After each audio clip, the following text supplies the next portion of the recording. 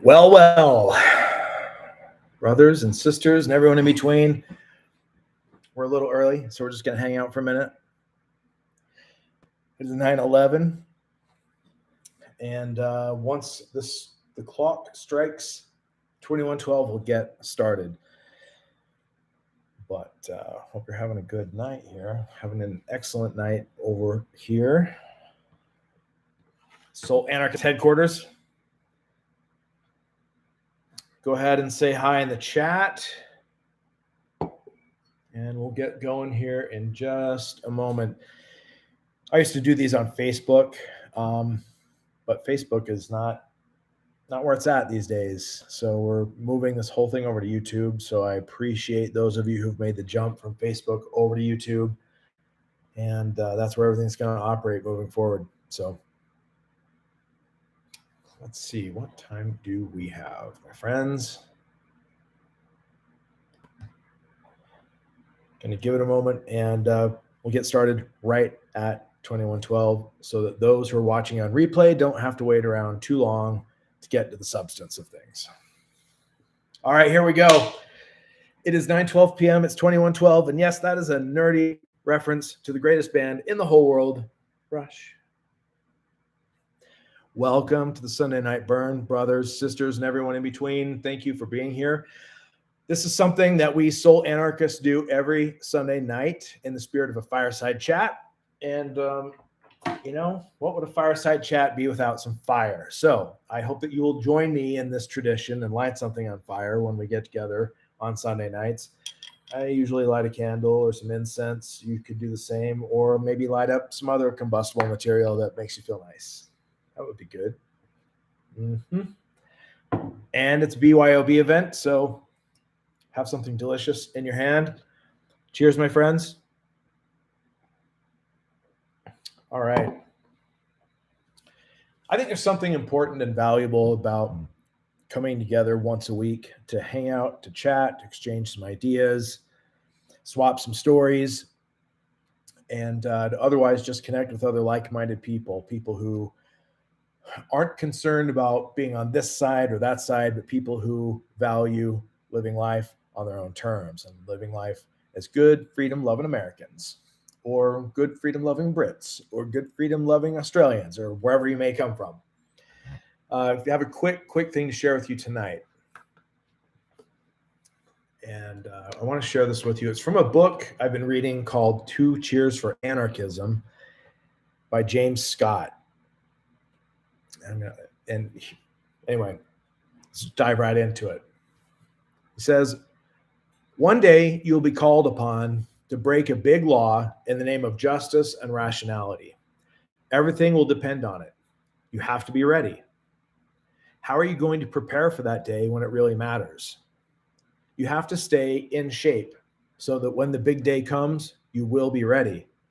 What you need is anarchist calisthenics.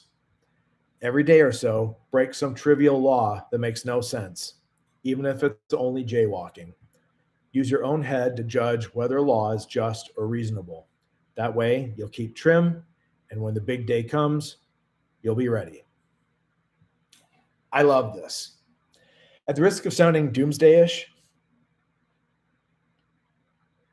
we are, like, anybody who's read any history or is paying any attention to what's going on, you can see that we have already moved into a realm where there are moments where it does matter to break a big law. And God help us, we don't move further into that, but it may come to that. And we do have to be accustomed to a certain level of social disobedience. And so tonight, I invite you to take this idea seriously, to deliberately, a couple times a week, deliberately break some minor law. And to do it specifically for the purpose of being accustomed to thinking for yourself, like he said, and to using your own judgment and being ready to stand up for what is right someday when it really matters. So one thing I would like to do moving forward when we're hanging out on the Sunday Night Burn is to share in the chat what your daily act of disobedience has been this week, whether you did it every day or a couple times this week. I'm not asking any of you to incriminate yourselves either. This is not legal advice. I'm not your lawyer, but I am saying, don't tell me, don't say anything on the internet that's too spicy, you know.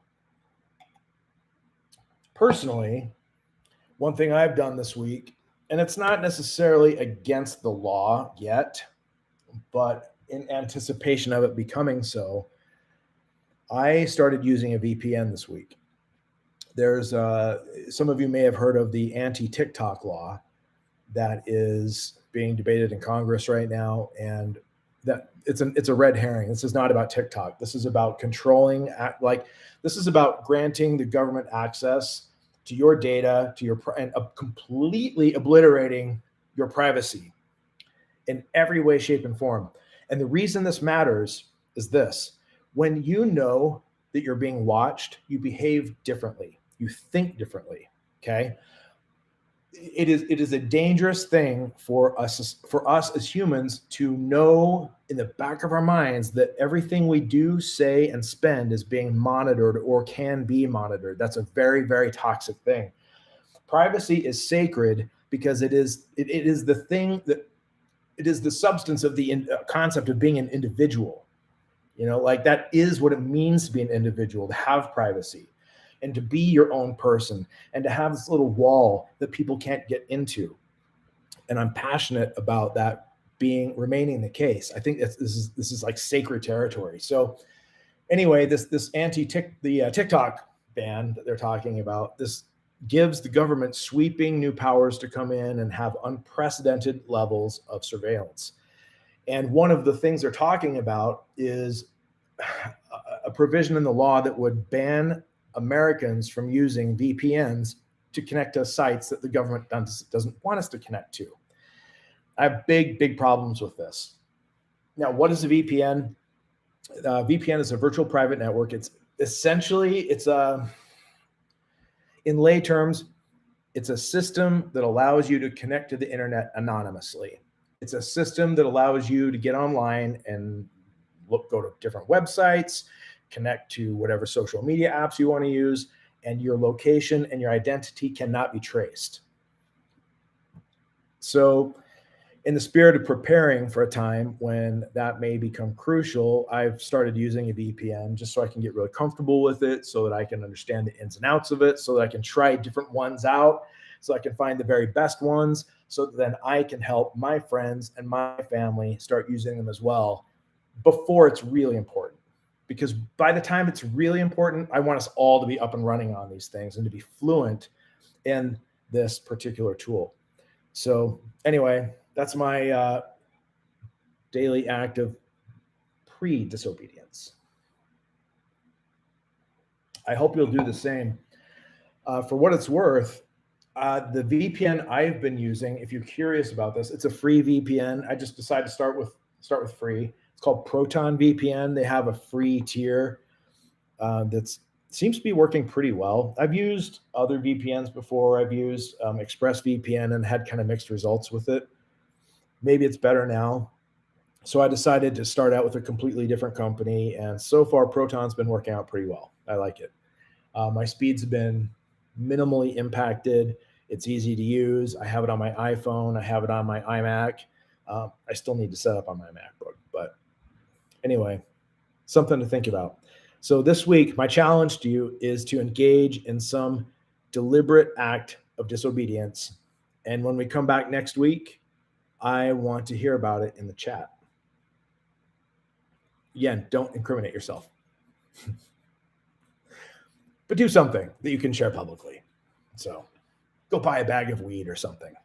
Anyway, that's all I've got for you tonight, my friends. Keep up the fine work. You know, when you live authentically, when you do your best to live on purpose and in alignment with what you know you're here to do, not only is it good for you, not only is it fun, not only is it fulfilling, not only does it feel amazing to do this, but it also sets an example for those around you, and it empowers other people to do likewise. And that ripple effect is a beautiful thing. All right, brothers, sisters, and everyone in between, I love you very much. Cheers. Until next time.